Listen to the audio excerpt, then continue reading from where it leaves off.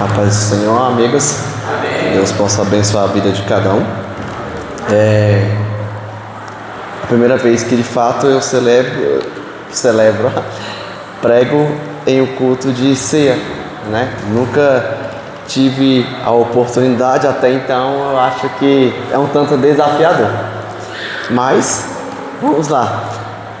O nome do Senhor importa que venha a ser glorificado. E até falei para o Laura, se o senhor quiser pregar hoje, até prefiro, mas já estava marcado, né? Livro de 2 Timóteo, capítulo 3, versículo 16,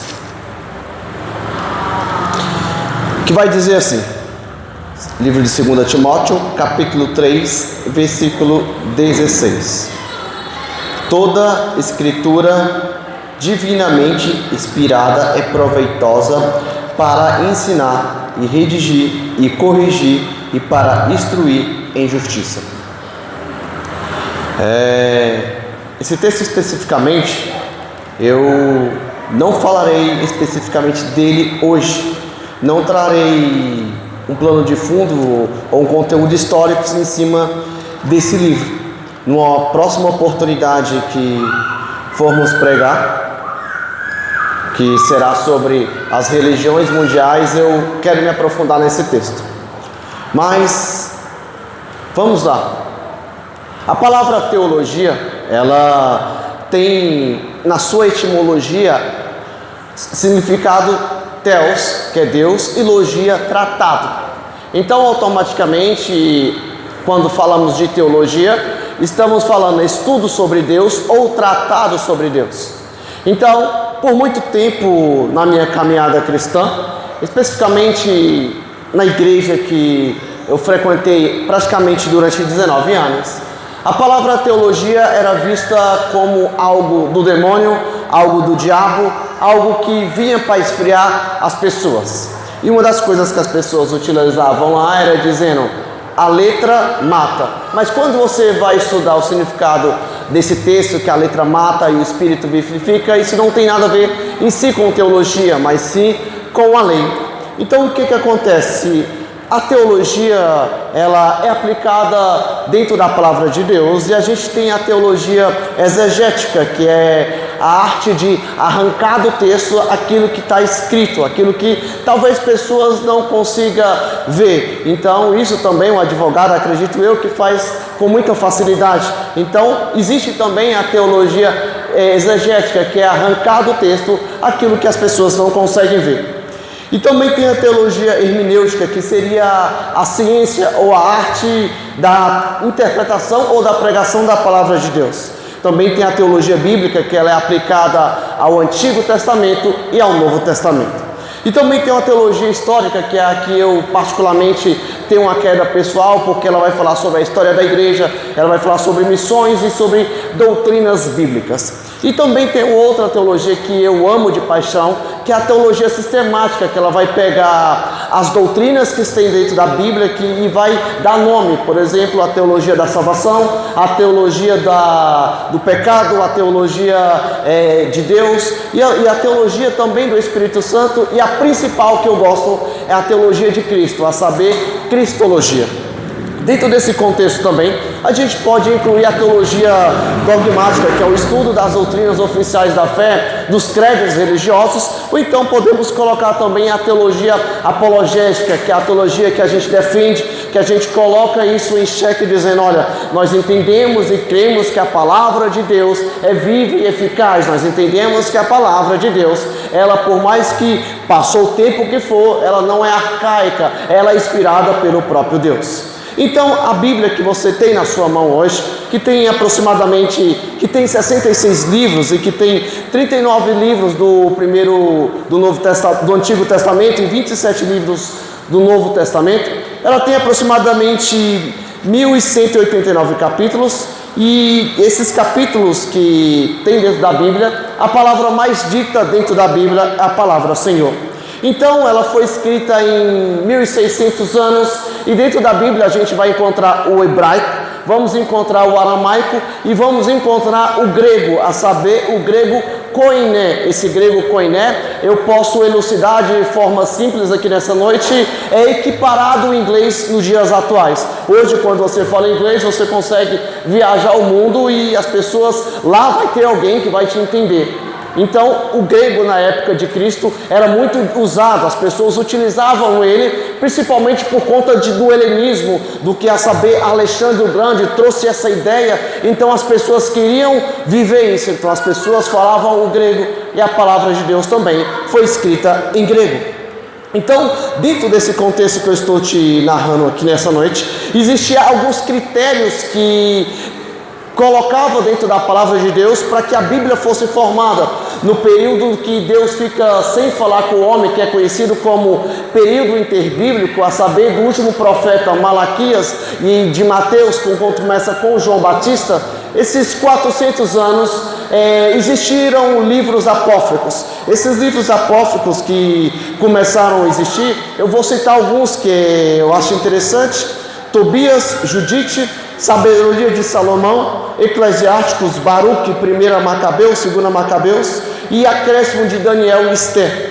Então esses livros que foram inseridos, e a Bíblia de Jerusalém, que é o que os católicos utilizam, essa Bíblia contém esses livros apócrifos. Mas você fala, por que a nossa Bíblia protestante não tem?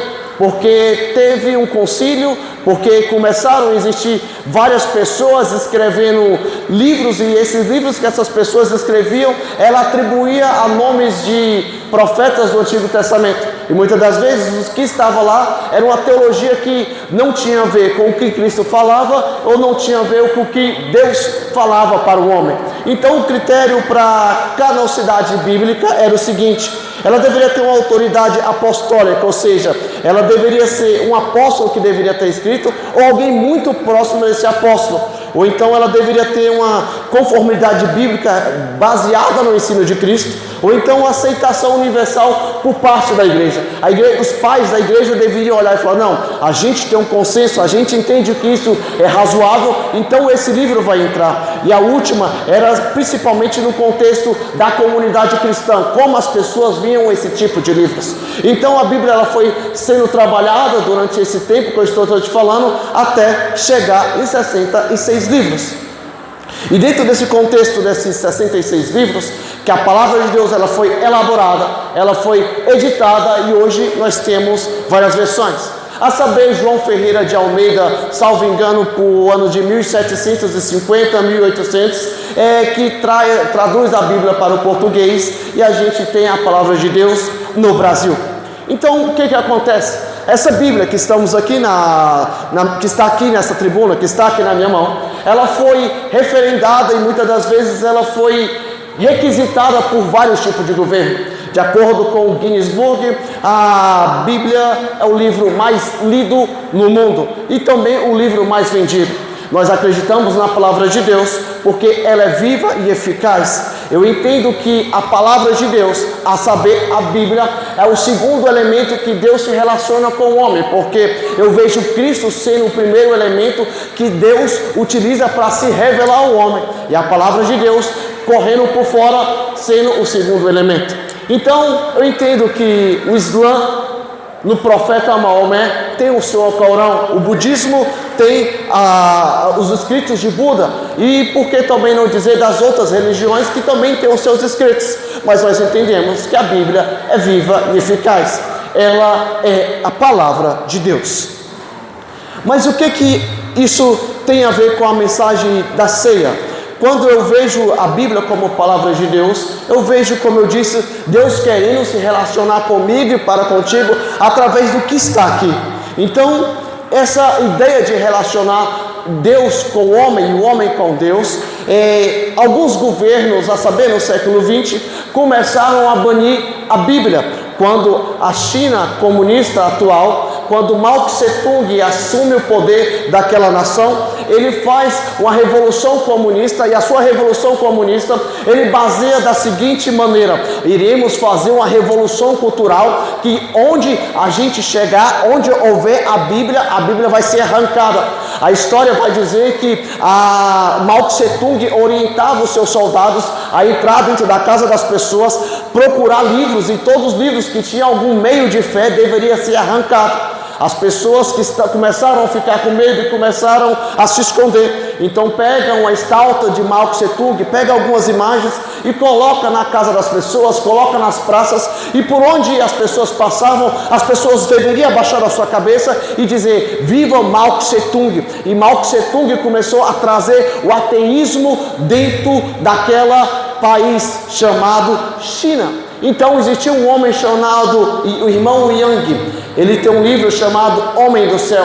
O irmão Yang começa a ler a Bíblia e começa a esconder, porque ele queria ler a palavra de Deus. Ele começou a esconder a palavra de Deus e distribuir algumas Bíblias para que as pessoas lessem e entendessem que Cristo era o Salvador. Então essa religião, a saber, o comunismo, ele, além de ser ateu, ele começou a perseguir aqueles que portavam a Bíblia. O exemplo que eu te dou hoje é na Coreia do Norte. É praticamente impossível ministrar a palavra de Deus lá. O que acontece é que os sul-coreanos pegam a Bíblia, coloca dentro de garrafas misturado com arroz e joga dentro do rio, e esse rio vai descendo um leito abaixo, e os irmãos da Coreia do Norte, às vezes escondido, encontram a Bíblia do Novo Testamento e eles têm acesso à palavra de Deus. Mas vamos lá, a palavra de Deus, se ela é viva e eficaz, se ela tem um diferencial, eu queria trazer uma reflexão a partir disso. Eu consigo observar que a Bíblia é tão profunda, ela é tão especial, Deus se relacionando comigo e para contigo, que eu consigo olhar para a Grécia Antiga, e na Grécia Antiga eu consigo ver Sócrates ensinando filosofia, e alguém olhando e falou assim: rapaz, esse camarada realmente é alguém intelectual, o jeito que ele fala, a ideia que ele traz do mundo, a ideia de como ele vê as coisas, nossa, ele é perfeito, ele é bacana. Mas eu não vejo esse homem que escreveu tantas coisas bacanas dizer que é o caminho e a verdade e a vida. Eu também posso dizer também sobre Maomé, que foi aquele guerreiro, a saber, um profeta, que deu identidade para um povo que estava perdido no meio do deserto como nômade. Ele chega e dá uma identidade para esse povo,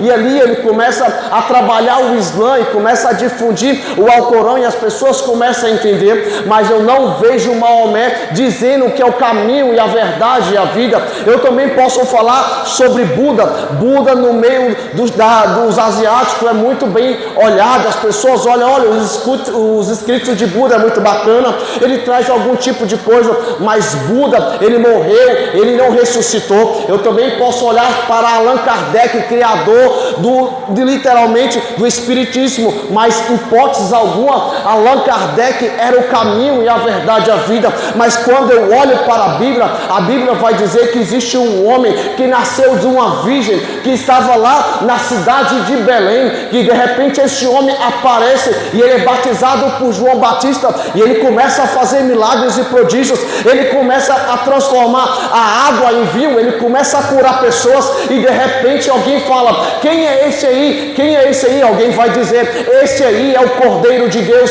que tira o pecado do mundo, esse aí é o Rei dos Reis e Senhores dos Senhores. Mas quando eu olho para a Bíblia, eu consigo ver Cristo, e esse Cristo que eu consigo ver, eu imagino, eu vejo como a palavra de Deus é fiel e verdadeira. Eu vejo ele dizendo: eu sou o caminho, a verdade, a vida, e ninguém vem ao Pai a não ser por mim. É por isso, meu amigo, que eu acredito na palavra de Deus, porque ela é a fonte inesgotável que leva o homem ao céu.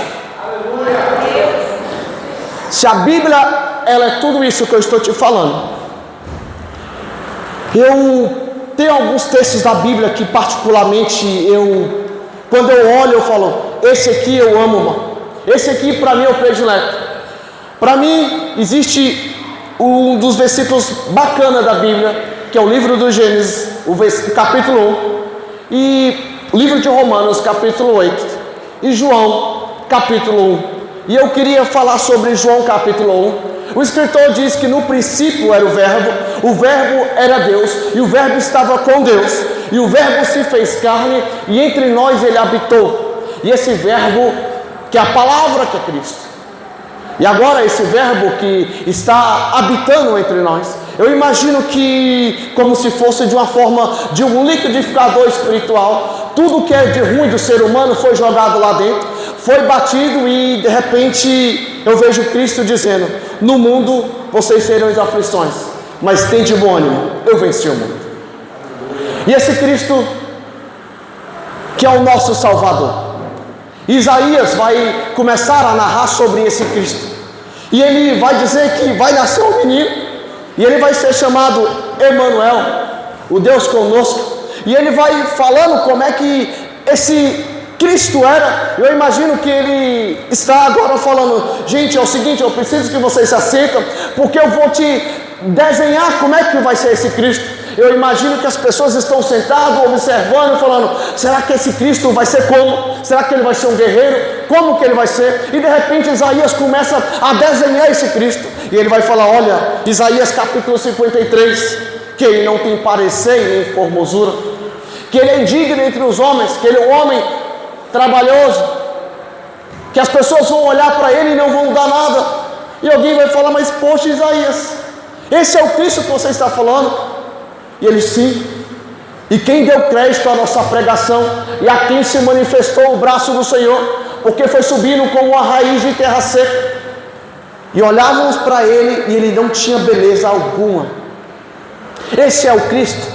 Mas poxa, Isaías, você é o profeta messiânico, e você está dizendo que esse Cristo que você está narrando é tudo isso? Sim, esse é o Cristo. E agora o tempo se passa, e esse Cristo, ele veio à terra. E quando ele veio à terra, ele nasce numa manjedoura, e de repente ele começa a pregar, como eu disse anteriormente, a fazer sinais e maravilhas, e começa a curar, a trazer a mensagem de libertação, a trazer mensagem de confronto. E esse Cristo, ele está aqui nessa noite. E a palavra de Deus, ela é tão fiel, ela é tão verdadeira, que dentro da palavra de Deus, nos 66 livros que estão aqui, Cristo está tipificado dentro de cada um desses livros.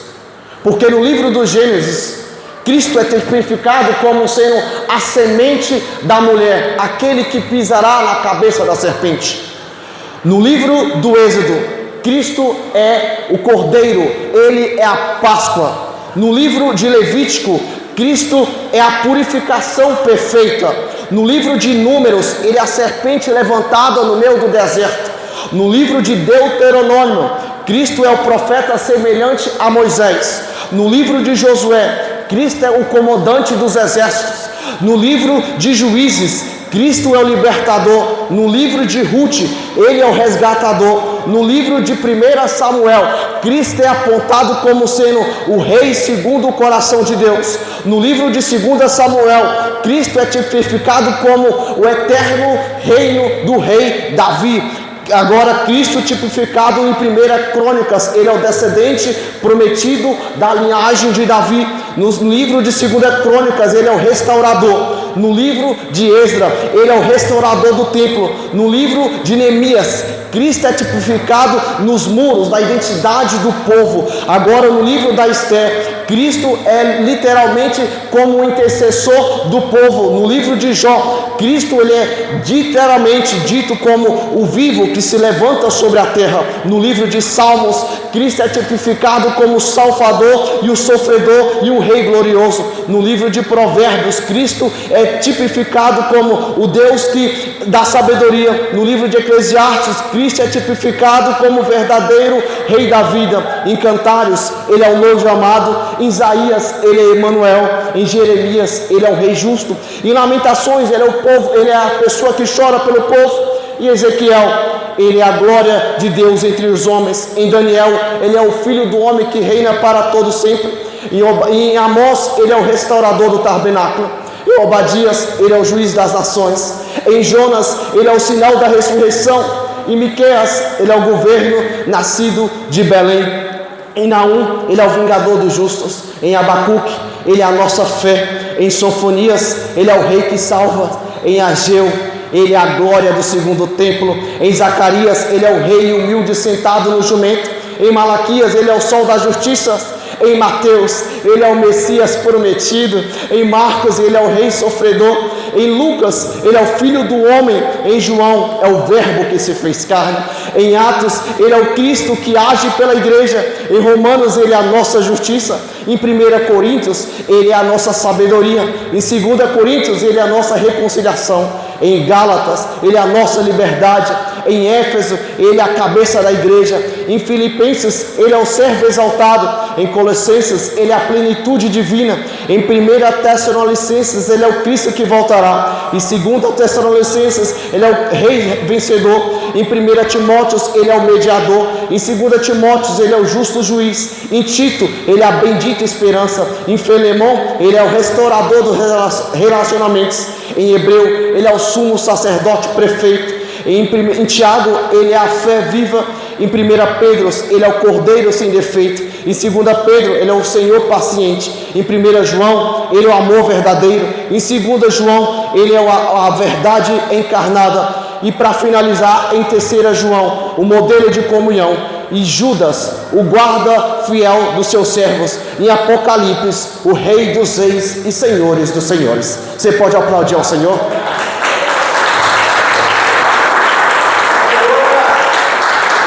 A palavra de Deus, ela é fiel.